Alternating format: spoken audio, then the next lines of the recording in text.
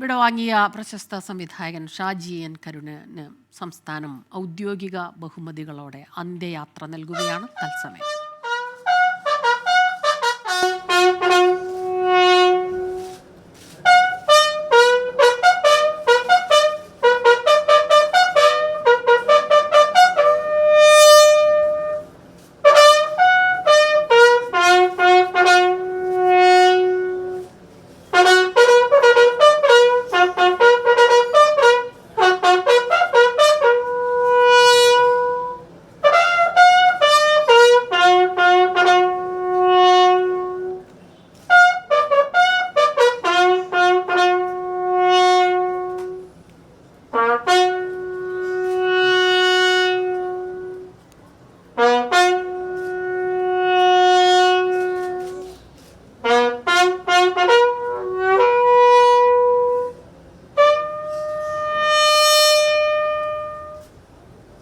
Parade.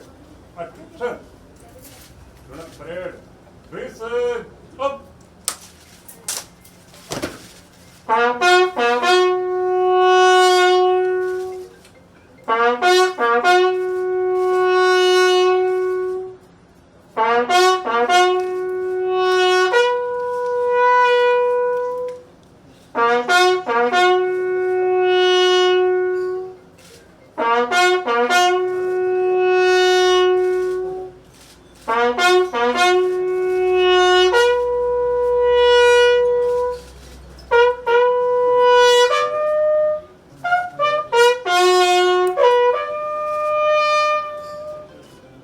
Parade. Slow. Up. Left and right turn. Break mark.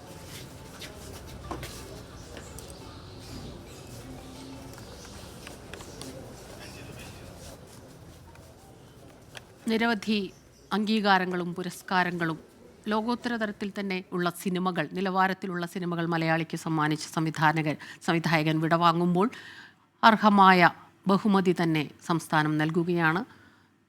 സംസ്കാര ചടങ്ങുകളുടെ ദൃശ്യങ്ങളാണിപ്പോൾ കാണുന്നത്. ഔദ്യോഗിക ചടങ്ങ് ഇപ്പോൾ കഴിഞ്ഞിരിക്കുന്നു. അജീഷ് ജയകുമാർ ചേരുന്നുണ്ട് വിവരങ്ങളുമായി. അജീഷ്, അപ്പോൾ ആ ഔദ്യോഗിക ചടങ്ങ് കഴിഞ്ഞിരിക്കുന്നു. ഇനിയിപ്പോൾ സംസ്കാരം ആരെല്ലാം എത്തിയിട്ടുണ്ട്, വിവരങ്ങൾ പറയൂ.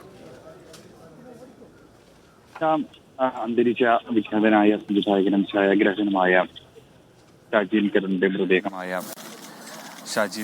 മൃതദേഹം ഭൗതിക ശരീരം ഇപ്പോൾ ഔദ്യോഗിക ബഹുമതികൾക്ക് ശേഷം ഇപ്പോൾ ശ്മശാനത്തിന് ഉള്ളിലേക്ക് കൊണ്ടുപോവുകയാണ്. സാംസ്കാരിക വകുപ്പ് മന്ത്രി ഷാജി ചെറിയാനായിരുന്നു പങ്കെടുത്തത്. അങ്ങനെ രാവിലെ മുതൽ പൊതുദർശനത്തിലടക്കം ഒരുപാട് ആളുകൾ അദ്ദേഹത്തിന്റെ അവസാനമായി ഒരു കാണുവാനും അന്തിമോപചാരം അർപ്പിക്കാനും എത്തിയിരുന്നു. വീട്ടിലും പൊതുദർശനത്തിന് വെച്ചിരുന്ന KSFTCയുടെ ആസ്ഥാനമായ കലാഭവൻ തിയേറ്ററിലും അടക്കം ഒരുപാട് ആളുകൾ അദ്ദേഹത്തെ അവസാനമായി ഒരു നോക്ക് കാണാൻ എത്തിയിരുന്നു. സിനിമാ മേഖലയിലെ പ്രവർത്തകരും സാംസ്കാരിക മേഖലയിലെ പ്രവർത്തകരും തിരുവനന്തപുരത്തെ സുഹൃത്തുക്കളടക്കം സഹപ്രവർത്തകരടക്കം ഒരുപാട് പേർ അദ്ദേഹത്തിന് അന്തിമോപചാരം അർപ്പിച്ചു. അദ്ദേഹം 11ാമത്തെ വയസ്സ് മുതൽ എത്തിയതാണ് തലസ്ഥാനത്ത്.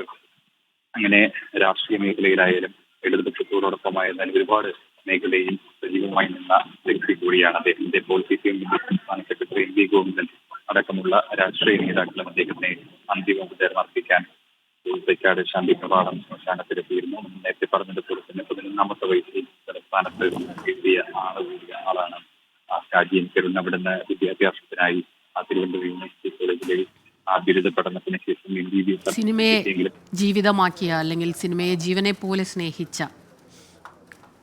സാമാന്യ പ്രതിഭ വിടവാങ്ങൽ ചടങ്ങ് ഔദ്യോഗിക ബഹുമതികളോടെ തന്നെയാണ് സംസ്ഥാനം നൽകുന്നത്.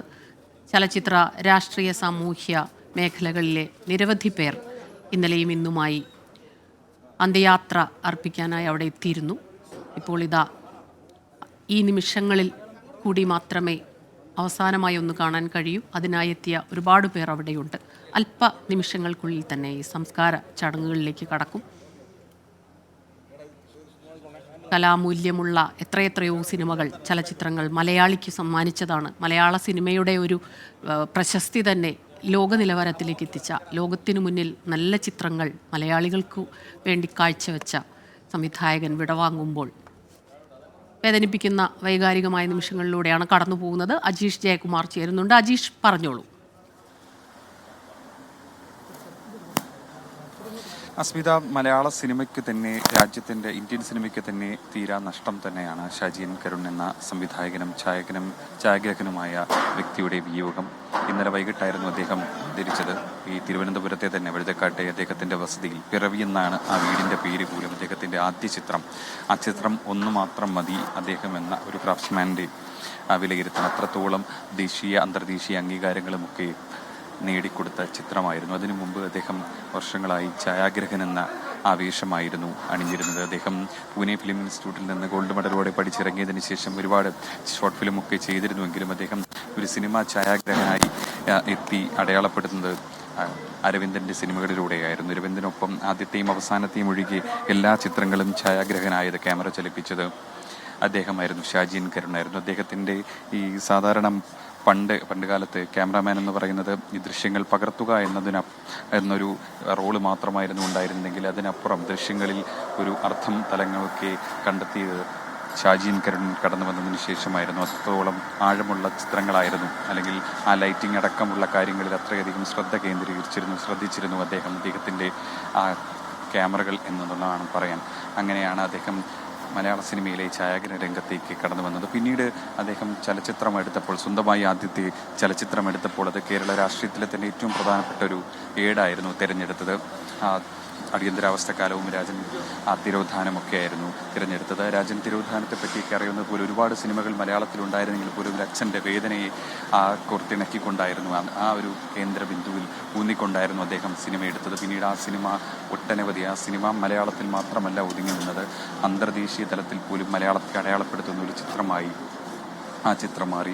ഏതാണ്ട് 70-ലധികം രാജ്യാന്തര ചലച്ചിത്രമേളകളിൽ പ്രദർശിപ്പിക്കപ്പെട്ടു. അങ്ങനെ ഒരു സിനിമ തന്നെ മലയാളത്തിൽ ഉണ്ടോ എന്ന് തന്നെ സംശയമാണ്. തുടർച്ചയായി 3 തവണ ആ കാൻ ഫിലിം ഫെസ്റ്റിവലിൽ പ്രദർശിപ്പിക്കപ്പെട്ട ഒരു സംവിധായകൻ, ആദ്യത്തെയും അവസാനത്തെയും ഇന്ത്യൻ സംവിധായകൻ കൂടിയാണ് ഷാജി എൻ കരുൺ. തുടർച്ചയായി 3 ചിത്രങ്ങൾ, അത് അദ്ദേഹത്തിൻ്റെ സംഭാവനയാണ്. അങ്ങനെ വളരെ വിരളമായ സിനിമകൾ മാത്രമേ നിർമ്മിച്ചിട്ടുള്ളൂ എങ്കിൽ പോലും അദ്ദേഹത്തിൻ്റെ സിനിമകളൊക്കെ തന്നെ മലയാളത്തെ അടയാളപ്പെടുത്തുന്നതായിരുന്നു, ദേശീയ തലത്തിലും അന്തർദേശീയ തലത്തിലും.